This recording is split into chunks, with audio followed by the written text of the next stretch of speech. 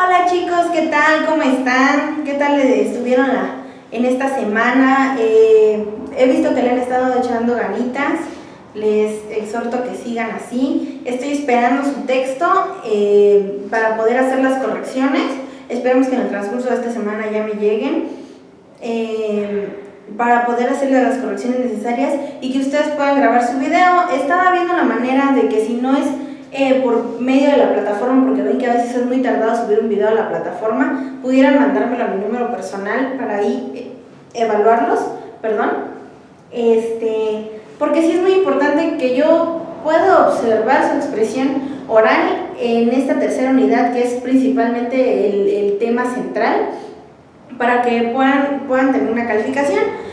El día de hoy vamos a hablar de las características internas de la expresión oral. Si recuerdan, en la clase pasada hablamos de las características externas, que hablamos de la dicción, el ritmo, el volumen y todas estas cositas, ¿no? Pues el día de hoy vamos a hablar de esto para que su texto, su discurso quede a la perfección. No sé si eligieron poesía, no sé si eligieron algún tema de oratoria, algún discurso, no sé qué tema hayan elegido.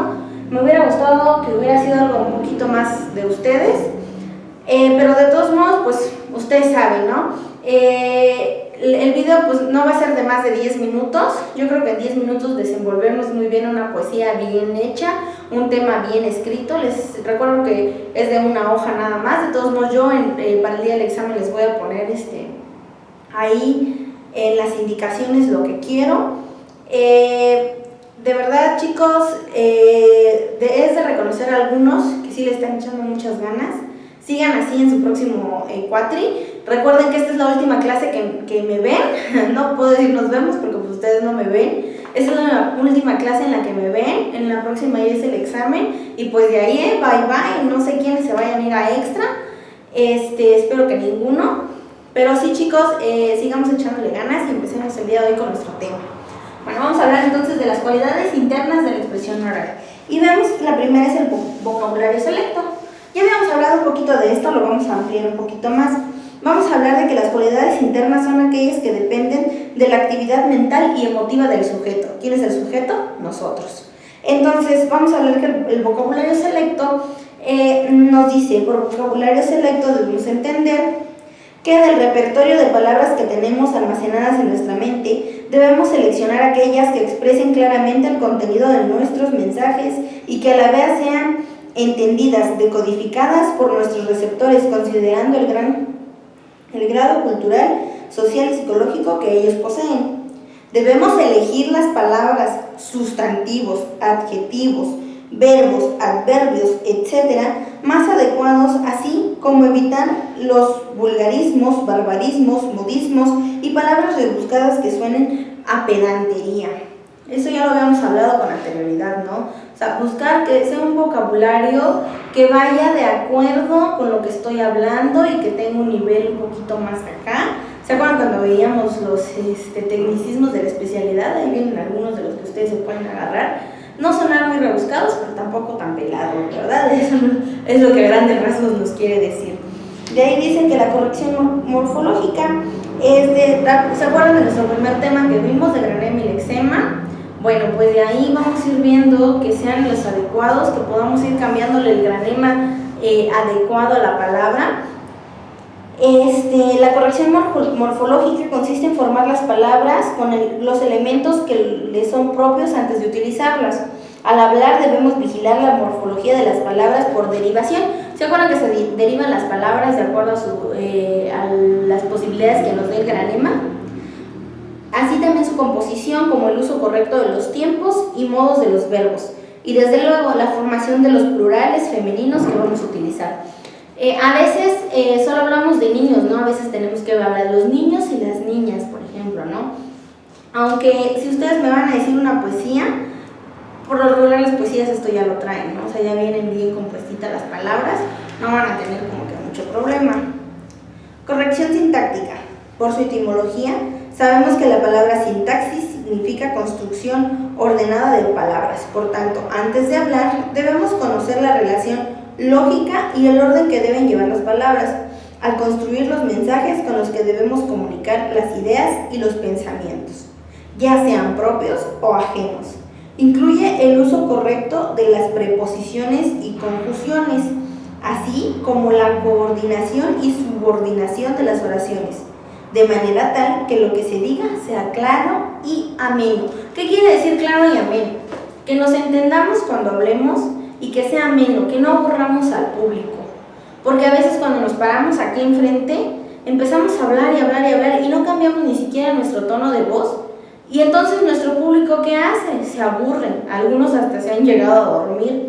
Entonces imagínense, no queremos que nuestro público venga a dormir, ¿ok? Queremos que nuestro público esté emotivo, que sea ameno, que diga, ay, ni sentí cómo pasó esta hora, ¿no? O sea, que yo pueda decirles en su examen, ni sentí cómo pasaron los 10 minutos, ¿no?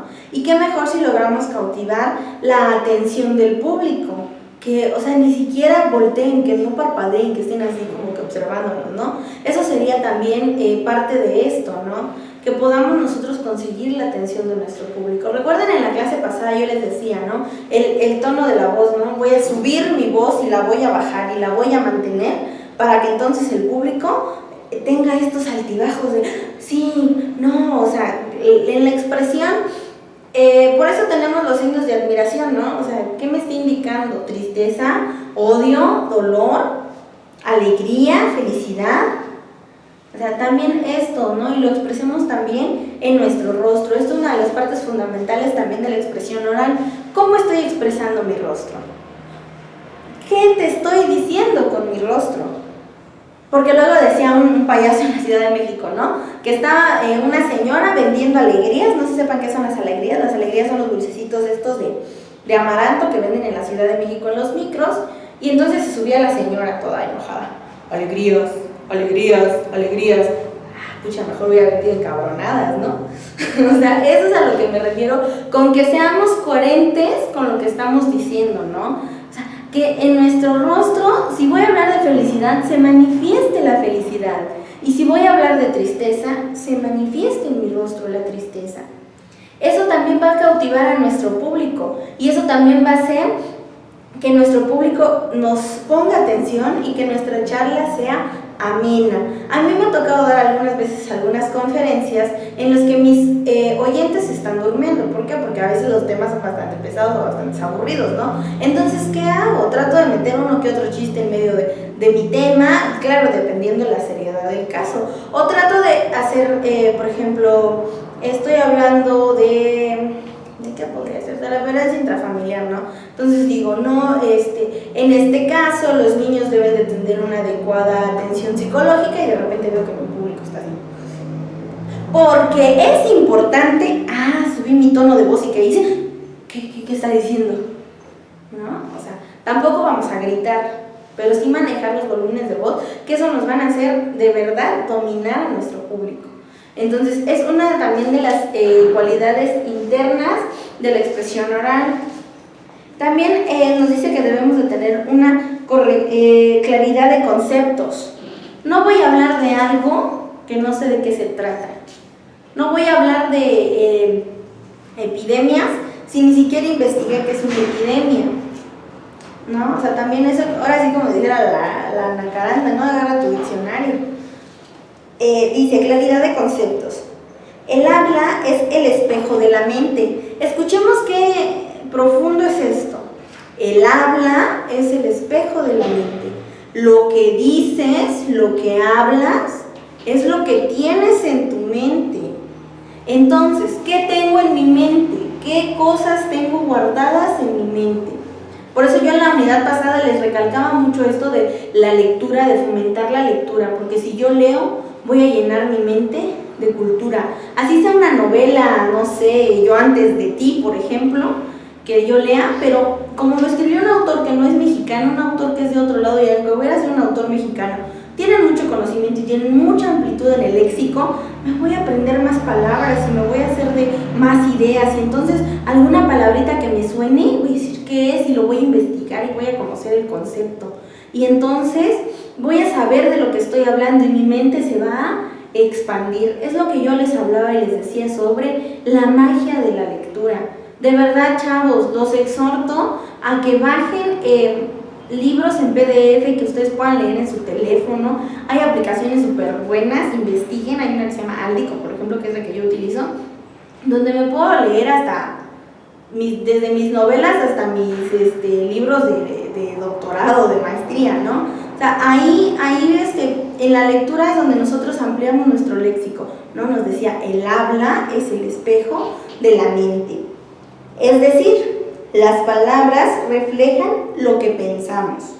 Por ello es importante que expresemos en forma precisa y objetiva nuestros conceptos, ideas y pensamientos, empleando las comparaciones necesarias para aumentar la claridad de nuestro discurso. ¿Qué pasa con esto? Voy a hacer las comparaciones necesarias en mi discurso. ¿De qué manera las voy a hacer? Voy a escribir mi discurso y, por ejemplo, si quiero hablar del agua, el agua clara, entonces voy a decir, el agua que fluye sobre el torrente del río, tan clara, ¿cómo que? A ver, ¿qué se les ocurre a ustedes? Contéstense en sí mismos. Sí, tan clara que podría observar como un lente la hoja que está detrás. No estoy comparando, que es muy clara, así como el lente, ¿no? O podría decir, tan oscura la noche como el agua después de la lluvia, ¿no? O sea, vamos haciendo comparaciones para que entonces a nuestro espectador le vaya quedando como que claro lo que estoy queriendo decir. Esto ustedes también, si estuvieran en un sistema presencial, les serviría de mucho para hacer una exposición. ¿Por qué? Porque vamos aumentando la fluidez de nuestra lengua, de nuestras palabras, y de esa manera vamos nosotros dando pauta a tener un mejor manejo y control de grupo. No todos nacemos con esta característica de ser líderes, por esa razón no siempre podemos cautivar a toda la gente que está enfrente, ni incluso cuando estamos frente a grupo, porque ustedes, si se dan cuenta, nos paramos enfrente y empezamos no, o sea, a veces lo que nos falta es tener estas ideas en nuestra mente, tener claro lo que tenemos en nuestra cabeza para poder expresarlo, ¿no? O sea, el que habla de tacos es porque solo tacos tiene en su cabeza, ¿no? Cuando tienes hambre, ¿qué pasa? Solo estás pensando en comida, y al hablar solo estás expresando cosas que te gustarían comer, o tienes sueño y entonces hablas y hasta como que medio gangoso, ¿no? O sea, es lo que tienes en la mente, es lo que expresas. De ahí nos dice que debemos de tener la emotividad oportuna.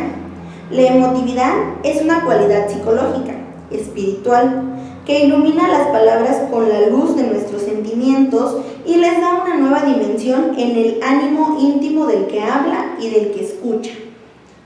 Podemos expresar nuestra emotividad o sensibilidad utilizando expresiones que denoten alegría, tristeza, nostalgia, pasión, amor, etc.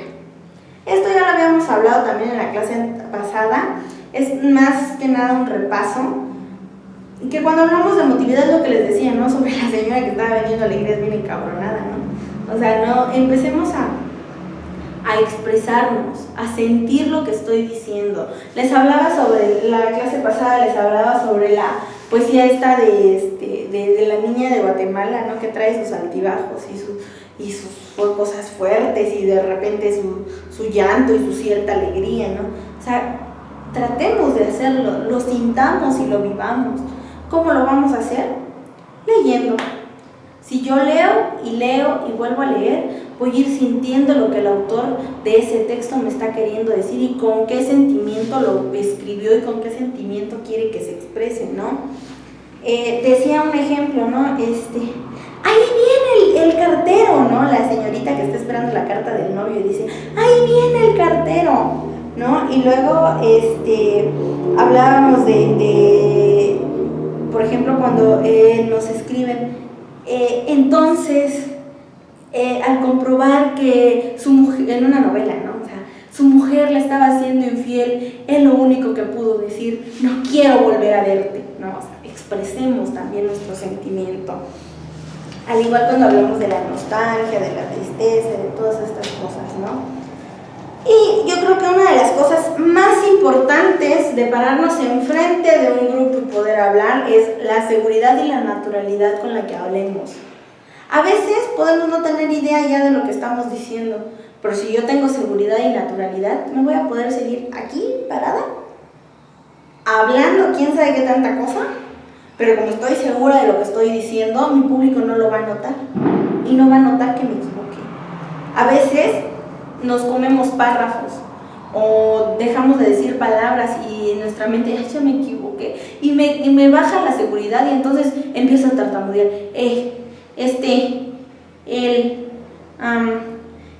no, ¿por qué? Porque yo sé que me equivoqué, pero si yo soy segura de lo que estoy diciendo, aunque yo me equivoque, ay, ya me equivoqué, pero voy a seguirle, ni lo van a notar, el público ni siquiera se va a dar cuenta, pero tenemos que agilizar nuestro cerebro y conectarlo con nuestra boca.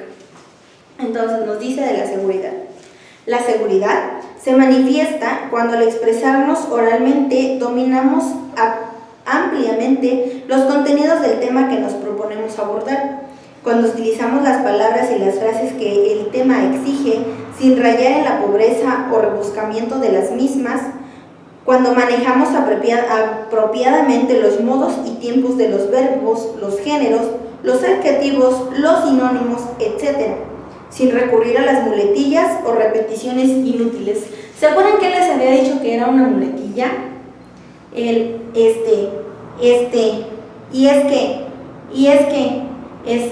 a veces cuando estamos hablando estamos repitiendo lo mismo a cada ratito, y quitarnos esas muletillas, es súper difícil. El pararnos en un lugar, empezar a hablar y quitarnos y así, y sí, hay otra que yo decía mucho, sí pues, entonces pues, o sea, esas muletillas nos las debemos de quitar. ¿Y cómo nos vamos a quitar? Practicando, hablando, expresando nuestro discurso, expresándolo en voz alta, y cuando nos digamos un o un sí pues, o un el es el más ya vieron, es el más común en las muletillas. Entonces cuando nosotros determinemos una muletilla, nos detengamos y regresemos al inicio, y solamente así, castigándonos a nosotros mismos, se nos van a ir quitando estas muletillas. También nos habla, aquí vienen algunos ejemplos de las muletillas. Las repeticiones hacen defectuoso, pobre y tediosa la exposición, lo que les decía, vamos a aburrir a nuestro público. Del tema, por ejemplo, y después, entonces, o una que, ay, cómo me choca, y estábamos ahí, y esa muletilla es la que también nos las vamos a quitar de nuestro vocabulario al presentar un discurso.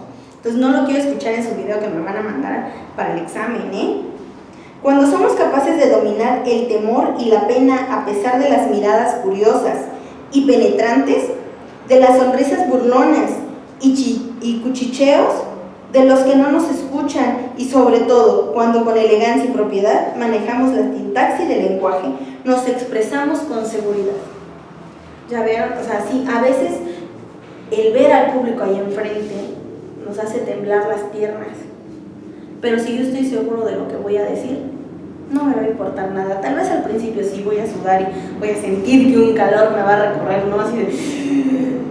Pero al momento de hablar con la fluidez y la elegancia que mi texto tiene, nada va a importar. ¿Por qué? Porque estoy seguro de lo que estoy diciendo. Porque sé que mi público no se va a aburrir. Porque yo sé que yo puedo. Y al decir yo puedo, de verdad se puede, Entonces los invito a que practiquemos, a veces frente al espejo. No necesitamos estar frente a un público, frente al espejo. Seamos nosotros nuestro primer reto, nosotros mismos, y no nos dé vergüenza, no nos dé pena. Si nos da vergüenza y nos da pena con nosotros mismos hablando frente a un espejo, imagínense hablando frente a miles de gentes. Y lo último, lo que es la naturalidad. Desde nuestro particular punto de vista, la naturalidad no puede separarse de la elegancia. ¿Vemos? La naturalidad no puede separarse de la elegancia. Y cuando hablamos de elegancia, no pensemos corbata, no es ser elegante, es ser formal. Elegante es cómo expreso y de qué manera voy a expresar mis palabras. Hay palabras que no salen como seda, tan elegantes y tan propicias. Y hay palabras que definitivamente nos acaban, Antes bien, la requiere para no caer en el uso corriente del lenguaje. Lo que les decía, busquemos palabras adecuadas. El hombre que sabe vestir bien dará una presencia natural y elegante, aunque emplee un traje sencillo. Lo que les decía, el venir con traje y corbata no me hace ser elegante. O sea, voy a tratar de ser muy natural, vistiendo, sí de manera formal, pero no de una manera exagerada. Tal vez camisita, corbatita, pantaloncito, cinturoncito del color de mis zapatos. Me voy a ver elegante, sencillo pero elegante. Y eso va a hacer también que mi público vea la formalidad en mí. O no sé, en una señorita, un vestido recto, con un saquito, un taconcito pequeño. ¡Ah, qué elegante, qué fina! ¿No? Entonces vamos viendo cómo también estas reglas rigurosas de etiqueta también van marcando lo que es dar un buen discurso. Así el que habla podrá alcanzar las más altas cimas de la belleza expresiva. Veamos qué hermosa esta expresión, la belleza expresiva, ¿no? Entonces ahí vamos viendo, ¿no?, las diferencias. Si puede conjugar la naturalidad con la sencillez y la exactitud, la claridad con la entonación y el ritmo convenientes. Imagínense poder unir todas estas cualidades de la expresión oral en un discurso. Imagínense lo hermoso que va a lucir nuestro discurso, nuestra poesía, nuestro tema de oratoria, lo que nosotros queramos, ¿no? Entonces, yo sí los invito, chicos, a que estudiemos mucho. Esta vez sí ya va todo el material de apoyo y en 8 días su examen. Les decía, voy a checar ahorita aquí con los controles, con todo lo que llevamos, los que llevan la plataforma, si pueden ustedes subir el video a plataforma, y si no, yo en las indicaciones de su examen les voy a agregar el número de teléfono personal para que por WhatsApp me manden su video y yo pueda calificarlos teniendo una muestra de la expresión oral, y a través de esto calificarlos en su última unidad. De verdad, chicos, fue un gusto y un placer haber estado con ustedes este cuatrimestre. Espero tal vez nos veamos en el próximo. Échenle ganas, estamos iniciando el cuatri. De verdad, qué orgullo verlos terminar la prepa. De verdad, en serio. Los exhorto a que le sigan echando ganas, disfruten sus días de descanso que vayan a tener después del examen. Espero que nadie se vaya extra y pues nada más, ¿qué me queda decirles? Hasta luego.